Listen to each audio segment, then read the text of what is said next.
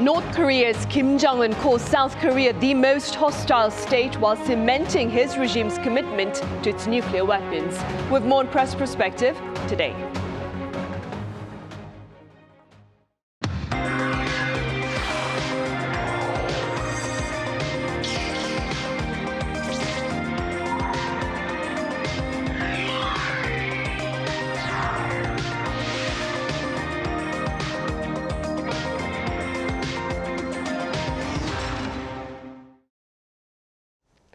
Hello and welcome to yet another edition of Press Perspective. It's Thursday, March 26th here in Seoul. I'm Min Sun-hee. North Korea maintains its hardline rhetoric regarding its nuclear weapons ambitions as well as its stance against South Korea. For more on this, I have independent journalist Kelly Kasulis Cho here in the studio. Kelly, it's great to have you here. Thank you. Always happy to be here. I also have Celio Fioretti with French daily Le Croix with us. Celio, it's been a while. Welcome back. Glad to be here. Kelly, let's start with the latest bellicose remarks by North Korea's Kim Jong-un, which were reportedly delivered on the final day of the first session of the 15th Supreme People's Assembly earlier this week. What did he say, and what do you believe are his intentions?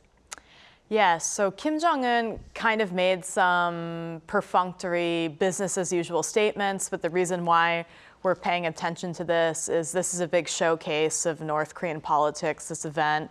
On paper, he kind of was reelected as the supreme leader of North Korea, although we know that to be kind of a rubber stamp election. So he had said that South Korea is, quote, the most hostile state, and also said that North Korea plans to, quote, thoroughly reject and ignore Seoul.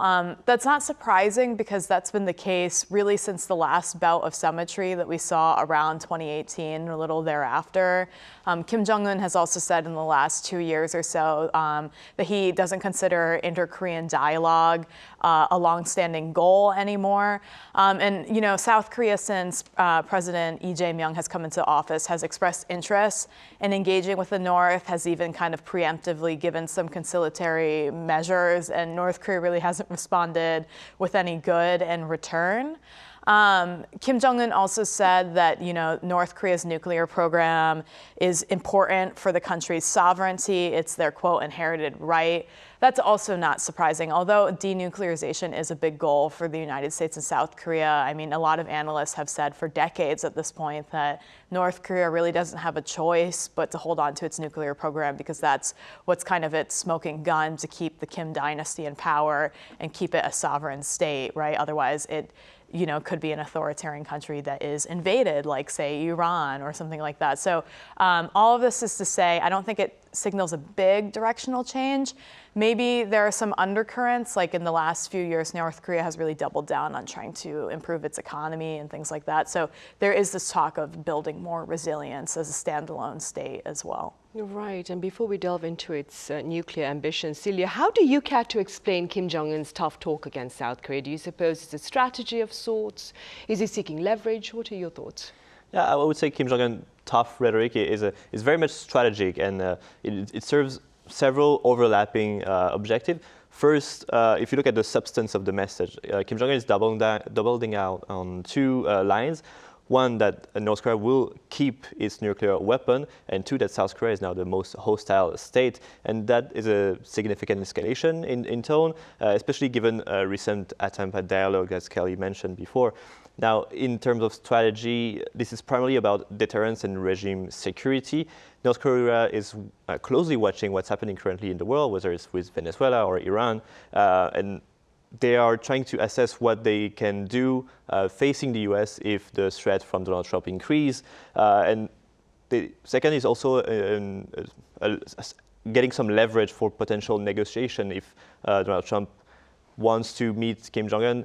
The North Korean regime tried to have some tools for bargaining, and they already want to make a position clear before any discussion happen with the US that they will not give up their nuclear weapons. As Kelly said, it's what keep the regime alive. So they really don't want to give them away. And they saw what happened to other countries, like-minded countries like Iran. They got attacked. So there's that, and also more on the domestic front. This strong anti-South Korea, anti-US message also consolidate the regime unity and then the political power. He has been appointed many people in the previous plenum this year. So we can really see he's trying to hold on to his power, make it more strong, consolidate around him. Is it effective? I would say yes in the short term, for sure. In his case, that deterrence, that affirmation that he has against the US will help him in negotiation. In the long run, is, as Kelly says, is business as usual. The regime just trying to save itself from any threat from the US. Right. And Kelly, I wonder, what have you been hearing here on the ground in South Korea about the actual prospects of denuclearization in the Korean Peninsula, given the recent developments in the geopolitical arena? I don't think I've seen many analysts say that we're any closer than we were a year ago, 6 months ago, 5 years ago, maybe even 10 years ago. I think, unfortunately, like we've been discussing, nuclear weapons are really central to North Korea's sovereignty from their perspective. Without them, they have almost no leverage against the United States and South Korea. They're a much poorer country, a much weaker country. It's really the threat that they could wreak absolute havoc and, life-altering damage that keeps them keeps the Kim dynasty in power and allows it to continue its human rights abuses and its other kind of like geopolitical tomfoolery, if you will. With that said, I think if we take a step back overall and look at kind of the global landscape in the last few years, there's something to be said about denuclearization being less likely, and that we see a much bolder China than we've seen in years past, as well as Russia since the invasion of Ukraine. We've seen an overall wind back of military support for Ukraine, which at the beginning of that conflict, it was kind of painted as, this is about the sovereignty of Europe and the free world. But even some of that support has been kind of trickling out, if you will. The casualties are climbing. And so it is not to say that what's happening in Russia and China is indicative of what could happen with North Korea, but it does kind of show this greater wind of kind of more authoritarian, anti-Western intervention, almost like anti-UN participation countries being bold and frankly getting away with it. On the backdrop of what looks like a bit of a decline of the United States as well. So unfortunately, I don't think we're any closer, and I'm hard-pressed to find an analyst here on the ground that would feel that way either. Right. In the meantime, Celio, North Korea's Kim Jong-un, he welcomed his Belarusian counterpart, Alexander Lukashenko, in Pyongyang back on Wednesday. What has been shared about their summit and planned cooperation? So this visit by Alexander Lukashenko, the head of state of Belarus, it was at the invitation of Kim Jong-un, actually. It's quite significant because it really reflects a broader effort by both countries to deepen their ties at a time where they are both suffering from heavy international sanction. First, so far what we know of that meeting is that both leaders are signed a friendship agreement, and they want to work on very key sectors of their relationship that could benefit both countries. Those promising projects, as they call them, mainly focus around agriculture and health, that Belarus could help North Korea because it's one of the weakest points of the regime, the lack of health infrastructure and agriculture stability. And there's also a broader context that is quite interesting to see here. Both Pyongyang and Minsk are close allies now of Vladimir Putin. In 2024, Kim Jong-un signed a military defense agreement with Vladimir Putin, and both countries help Russia in its war against Ukraine. Belarus in sort of like a logistical base for Russian troops, and North Korea sending their own troops to Ukraine. For North Korea, what are they looking for in that kind of partnership is to diversify their friends and their allies in what we call now the CRINC, which is the China, Russia, Iran, North Korea axis. And they're trying to have more relations with different people. In case things go south for Russia, they can rely a bit more on China, they can rely a bit more on Belarus. So they're trying to have like a sort of flexibility in times where islands are shifting. Also, everything moves very fast. We've seen with Trump and the war in Ukraine, everything goes fast. So they want to have a bit of stability somewhere in their relation to get something and to keep stay in the still goal to keep the regime alive. Right. Right. Kelly, also on the subject of summits and staying in North Korea, Kim Jong-un's sister, Kim Yo-jong, she recently rejected prospects of a summit between her brother and Japanese Prime Minister Sanae Takaichi, saying that such a summit would not be possible if Tokyo maintained its anachronistic, and I'm quoting, anachronistic approach to North Korea. Could you give us some context behind this rejection? Yeah, anachronistic means kind of belonging to a different period, outdated. And if you look at the history between just the Korean Peninsula before it became North and South Korea and Japan, I mean, Japan as an imperial society was a major precipitating factor in the Korean War and the division of the two states. North Korea has certainly never been quite a fan of engagement with Japan. So I think these statements are not necessarily surprising. I think why they're coming is since former President Yoon's administration, South Korea has been more open to kind of a trilateral partnership with Japan and the United States on the North Korea issue than in the previous few administrations. When I first came to Korea in 2016, 2017, we were really entering an era of Seoul and Tokyo being more at odds in general on the diplomatic front, and certainly when it came to North Korea. I believe what Kim Yo-jong said was that Japan would have to, one, tolerate North Korea's nuclear program, which seems very unlikely. I mean, part of the reason why Japan wants to be involved in these talks is it considers North Korea's nuclear program a major threat. And two, forget the past abductions of Japanese nationals. And so I think part of the accusation of an anachronistic approach is no matter which party is in power in Japan, there's a lot of domestic pressure to resolve this abductions issue. So part of the background is that in the 70s and 80s, Japan believes at least 13 Japanese nationals were kidnapped by North Korean agents. I think about 5 of them were returned following North Korea admitting that in the early 2000s. But we don't know if there are some people still there who are alive. It's very possible, right? And so, Japan is coming from a place of domestic pressure to resolve that problem, a place of it's never probably going to accept a nuclear program. And so dialogue, as we're talking about it, a summit between those two leaders does seem a little unlikely. Also, just North Korea, going back to the statements that have been made the last few weeks, has shown no interest really in talking with South Korea and said that it would maybe be open to speaking with the United States while Trump is in office if the U.S. can change its, quote, hostile approach, which it's very unlikely to do. So I think what we're seeing is that North Korea considers the U.S. to be the most likely player worth engaging with, if there's any engagement at all. Right. And speak about the U.S., Celio, perhaps the most anticipated face-to-face coming up, that is that between Mr. Trump and Chinese leader Xi Jinping, which the White House on Wednesday claimed will take place on May 14th to the 15th, when Mr. Trump is in Beijing. That being said, what 3 issues are likely to top those talks if they do indeed take place? Indeed. Well, for now, it's not exactly confirmed, especially on Chinese side, that they haven't confirmed the dates. Donald Trump was supposed to go to Beijing next week, but it got canceled because of the war in Iran. What I see are 3 major issues that will be probably talked during that summit. First is the trade. It's really the core issue of the relationship between the US and China. Both sides have been trying to keep what can be described as a fragile truce.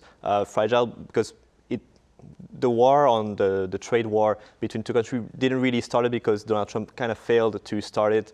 China was prepared for a higher tariff and could retaliate with some tariff on their own for American products.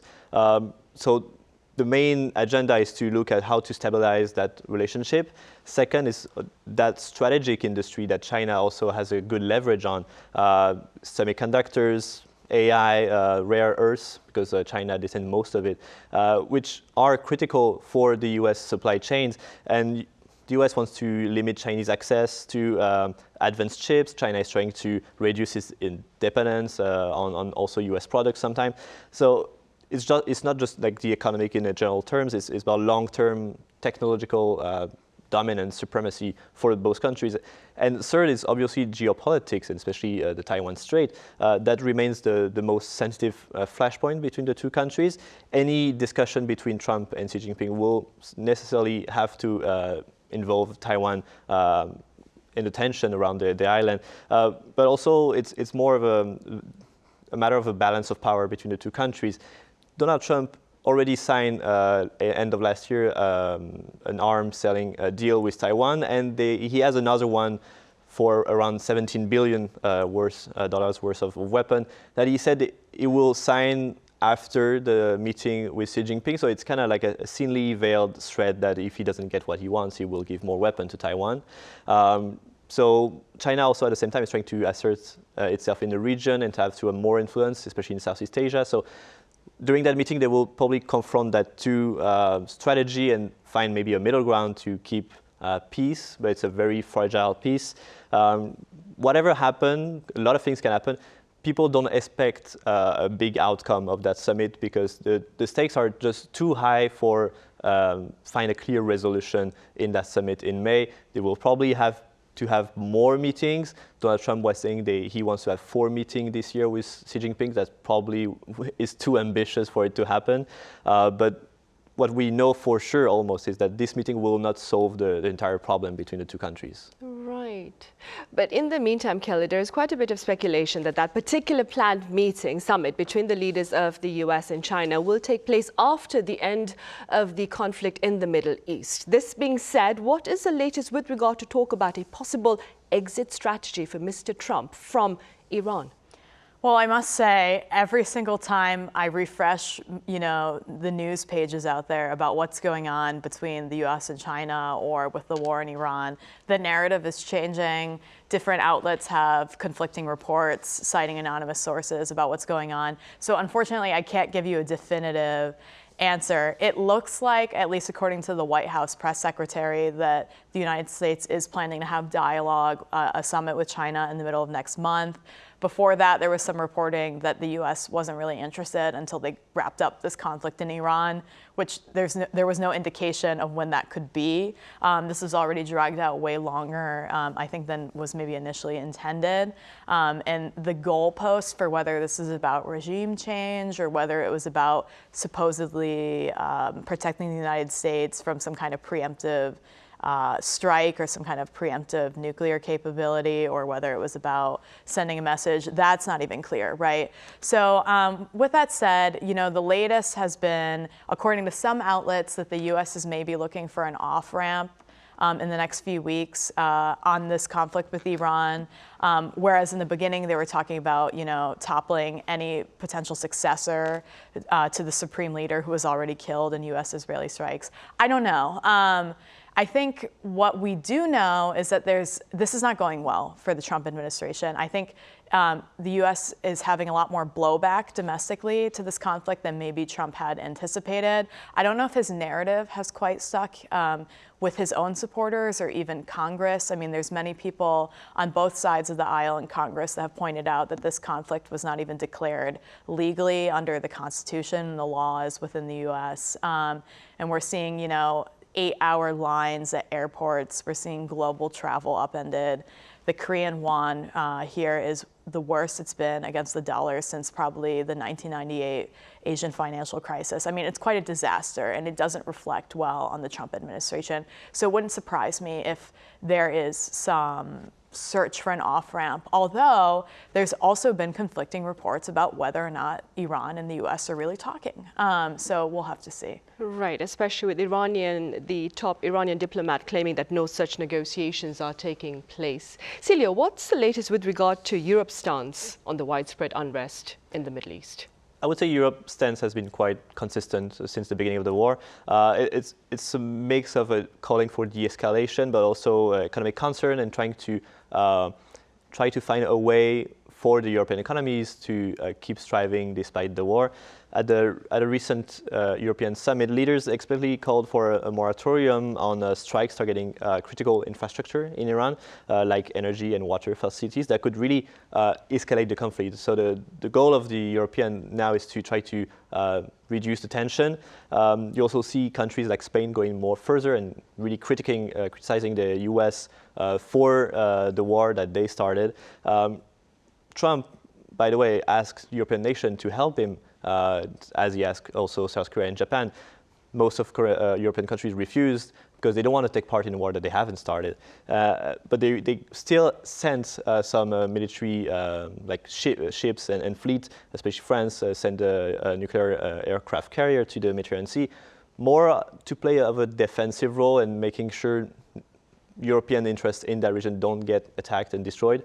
But they're still talking, at least in the European committee, to maybe find a way to make a mission to secure the Strait of Hormuz. It's unclear for now how, when, on what ground, because that would maybe involve an American corporation, which for now they really want to avoid to not be also targeted by Iranian army. And third, the European Union is deeply concerned with the economic fallout from the whole war. The conflict is already pushing prices above $100, and there's a raising fear or inflation in Europe that will also affect all the supply chains. For now, Europe is quite pragmatic. We haven't seen so much extreme measure for a rationing or restriction of energy in Europe, but they're not thinking it's impossible to arrive to that point if the conflict still lingers on. If we were saying maybe by May will be over, still it's not sure. But for now, the European Union has more of a pragmatic approach. Let's see how we can find the best outcome for us for now in the conflict that European Union didn't want it. Then they were not. Trump didn't announce that conflict before with its allies. Quite a number of analysts there are referring to this war as a war of choice by the Trump administration. I see. All right, I'm afraid that's all the time we have today. Celio, thank you so much for your time and your thoughts. Kelly, thank you very much for your insights. Thank you. Right, that ends this edition of Press Perspective. Thank you for watching. See you same time tomorrow.